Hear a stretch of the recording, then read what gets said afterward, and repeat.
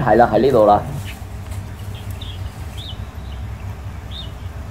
千辛萬苦，我哋坐咁多程車咧，終於嚟到潮州呢個地方，可以去一嘗目睹同埋研究香港富商李超人佢祖先山地嘅風水。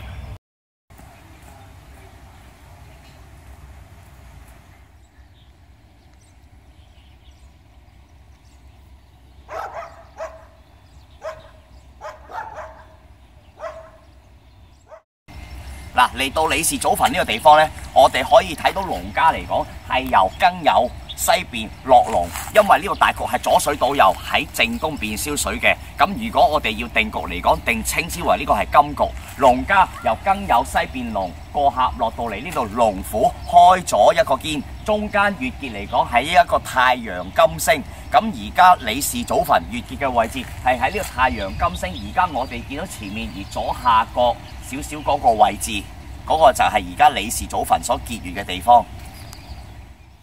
咁我哋睇翻呢，而家喺呢個山形呢，其實佢雖然起咗一個金星喺度，咁我哋可以睇翻，其實喺青龍坊嗰度呢，由翻庚酉過峽嗰度有條山界水流落嚟嘅，形成咗呢度一個塘局。其實係左右兩條山界合襟，而喺個山墳再望翻出去，其實係左水倒右匯翻出面杭江呢條大江，而左水倒右走嘅。咁而家我哋見到前面呢度呢，我哋叫做係有個水塘位置，咁啊。我哋亦都咁講啦，合乎咗風水裏面所講巒頭裏面嘅水聚天心嘅位置。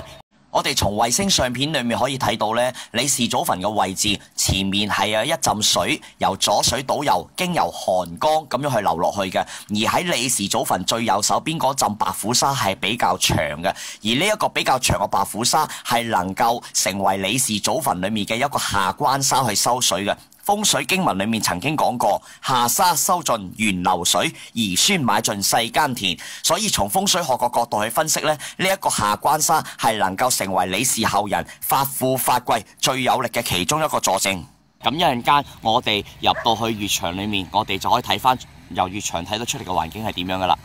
行到上嚟呢個位置呢，我哋已經到達咗目的地，就係李氏祖墳嘅地方啦。我哋由我按堂望翻出去呢，風水有雲啊嘛。入山就尋水口，登月就看明堂。首先我哋從明堂望翻出去，而家大局個位置係由前面呢條河叫做韓江，係由左水倒右，由右方燒去嘅。根據呢個山嘅地形嚟講，我哋左右兩邊係有兩條山界，而交合於喺右手邊，從而再貼翻出面條大江，而向翻右水而燒去。我哋而家睇翻呢嗰個案前呢，前面係有一排排嘅魚塘喺度啊，咁我哋亦都符合咗風水地理局所講嘅水聚天心。風水講過嘅山管人丁，水管財。若然大富大貴之地，前面多數必定係聚水局居多嘅。嗱，上到嚟呢個地方，我哋可以望翻墳前墓穴前面呢個明堂嘅位置。咁我哋見到其實前面有一條好大嘅河流，呢條河流叫做韓江，係由左水而倒右而燒去嘅。咁見到前面我哋都有條堤壩間開咗前面一個水塘，同埋後面嘅一條江河。咁啊，依我推測同埋我亦都深信，以前呢個地方喺李氏祖墳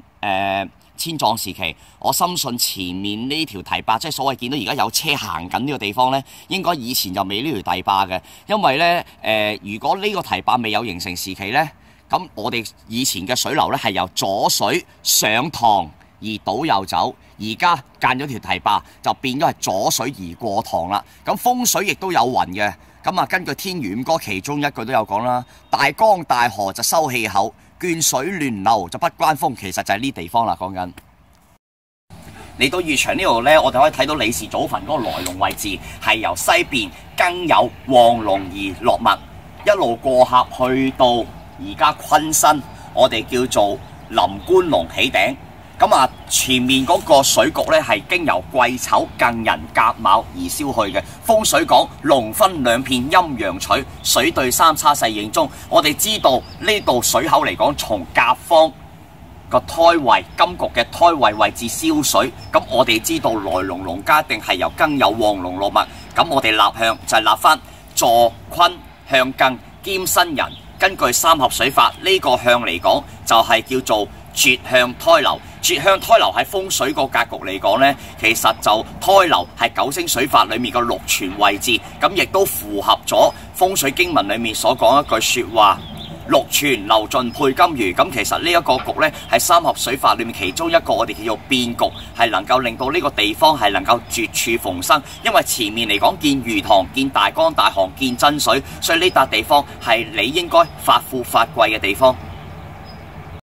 可以睇到而家呢個地方呢，其實有條山坑喺度嘅，喺佢右手邊白虎方條山坑一路流落去。咁而家山坑位置其實亦都做一紮墳嘅。我哋可以睇到咧，呢一堆墳墓呢，其實都係好潮濕好濕嘅，因為有好多地下水而流出嚟啊。咁啊，從而流翻出去水塘位置啦。咁我哋拍低羅盤睇嘅坐向呢，真真係昆山更向兼新人。咁攞個線道嚟講呢，穿山透地，全部五行屬金，符合咗呢個地形農家裡面嘅五行局。咁同埋睇翻啦，因為而家攞昆山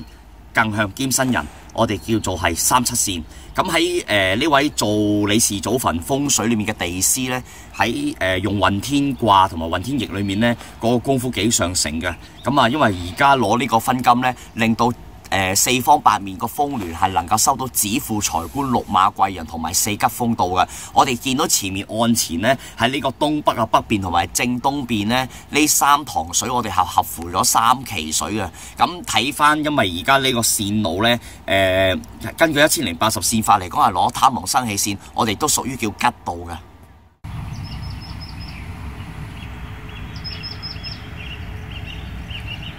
我哋而家企嘅位置呢，其實就係李氏祖墳右手邊白虎方，右手邊去望翻去左手邊青龍方位置。我哋可以喺呢個地方睇到李氏祖墳青龍沙係有兩支山脈而落嚟嘅，咁形成咗地形嚟講有第一浸界水、第二浸界水同埋出面漢江第三浸水。咁啊，因為呢，根據呢個地方嚟講有三浸水落啦，可以知道李氏祖墳佢哋嘅後人嚟講呢，喺發財方面食完第一浸水，再食第二浸，再食第三浸。咁呢個地形呢，亦都正符合咗《天玉經》裏面講嘅三陽水向盡源流，富貴永無憂。由此可以證明李氏嘅後人喺財運同埋子孫發富發貴方面係絕對可以發過於三代嘅。